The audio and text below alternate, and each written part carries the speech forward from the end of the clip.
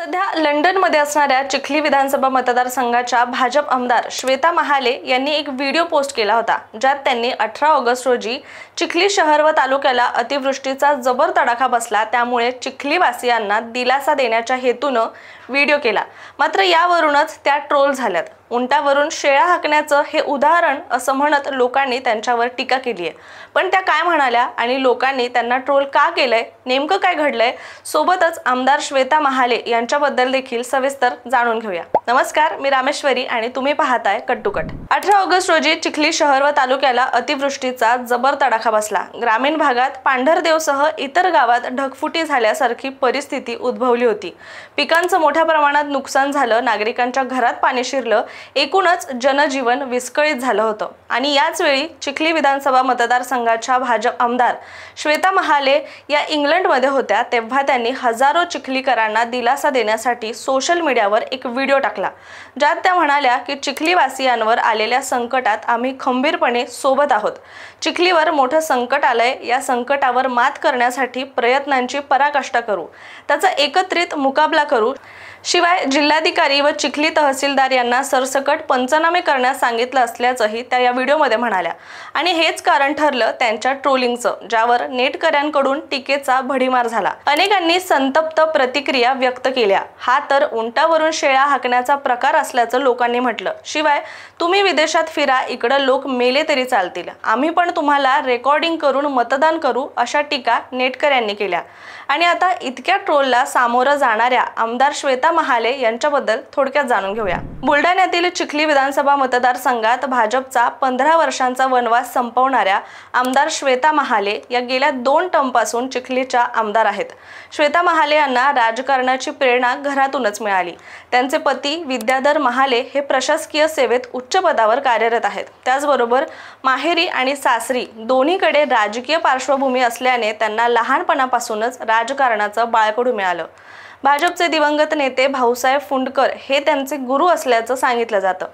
श्वेता यांनी आपल्या राजकीय कारकिर्दीची सुरुवात जिल्हा परिषदेतून केली। तिथे महिला व बाल कल्याण सभापती म्हणून त्यांनी काम केलं। या काळात निधी खेचून आणून विभागात त्यांनी अनेक कामं केली, त्यामुळे लोकांमध्ये त्यांचं चांगलंच नाव झालं। या मिनी मंत्रालयाचा अनुभव घेतल्यानंतर त्यांनी 2014 मध्ये विधानसभा निवडणूक लढवण्याचा प्रयत्न केला, पण तिकीट मिळालं नाही। अखेर 2019 मध्ये भाजपने त्यांच्यावर विश्वास ठेवला आणि त्या पहिल्याच प्रयत्नात आमदारकीच्या पदावर गेल्या।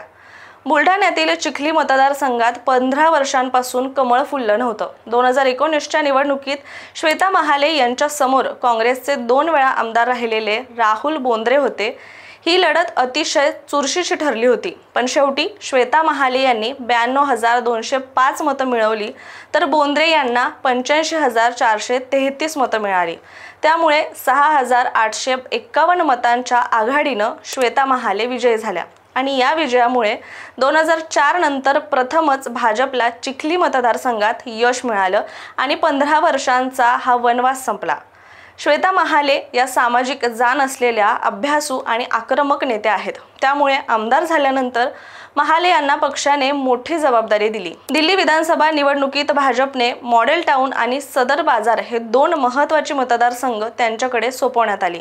त्यामुळे त्या दिल्ली विधानसभा निवडणुकीच्या वेळी या दोन्ही मतदारसंघात प्रचारासाठी गेल्या होत्या आणि त्यांनी तिथलं काम देखील पाहिलं। यामुळे त्यांचं नेतृत्व राष्ट्रीय पातळीवरही अधोरेखित झालं।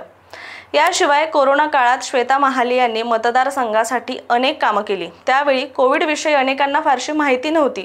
त्यावेळी श्वेता यांनी ध्वनी रथ तयार करून लोकांमध्ये कोरोनाविषयी जागरूकता निर्माण केली। त्याचबरोबर 2.5 लाख मास्कचं वितरण, सॅनिटायझर वाटप, कोविड सेंटरला आमदार निधीतून साहित्य पुरवठा, अन्नछत्राच्या माध्यमातून 2 वेळचं अन्न, तसेच रक्तदान शिबिर यांसारखी कामं त्यांनी केली।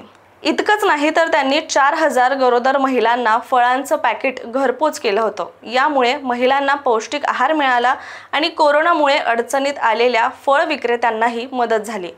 त्याचबरोबर आत्महत्या केलेल्या शेतकऱ्यांच्या मुलींचं कन्यादानही त्यांनीच केलं। अलीकडेच फेब्रुवारी 2025 मध्ये श्वेता महाले यांना जीवे मारण्याच्या धमकीचं पत्र आलं होतं, पण ते एक पत्र नसून एकाच लिफाफ्यामध्ये 3 पत्र आल्याचं म्हटलं गेलं। पत्राचा मजकूर जहाल भाषेत होता। एकाच पाकिटातून पाठवलेले हे 3 पत्र वेगवेगळ्या प्रकारच्या कागदावर आणि वेगवेगळ्या अक्षरात लिहिलेलं होतं। शिर धडापासून वेगळं करू, सर तनसे जुदा, नरड्याचा घोट घेऊ, जिवंत सोडणार नाही असे शब्दप्रयोग या पत्रामध्ये करण्यात आले होते। यावर महाले यांनी तीव्र प्रतिक्रिया देत समाजकंटकांचा बुरखा फाटलाच पाहिजे म्हणून मी पोलिसात तक्रार दाखल केल्याचं त्यांनी म्हटलं होतं। तर भाजपला 15 वर्षांच्या वनवासातून बाहेर काढणाऱ्या श्वेता महाले यांची कार्यपद्धती आक्रमक दिसून येते।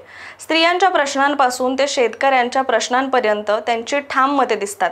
या प्रश्नांवर त्या नेहमीच आवाज उठवताना दिसून येतात आणि म्हणूनच जिल्हा परिषदेपासून त्यांच्या राजकारणाची सुरुवात झाली असली तरी आक्रमक आणि अभ्यासू स्वभावामुळे त्या अल्पावधीतच लोकप्रिय आमदार ठरल्या। तुम्हाला आमदार श्वेता महाले यांच्या एकूणच कार्यपद्धतीबद्दल काय वाटतं?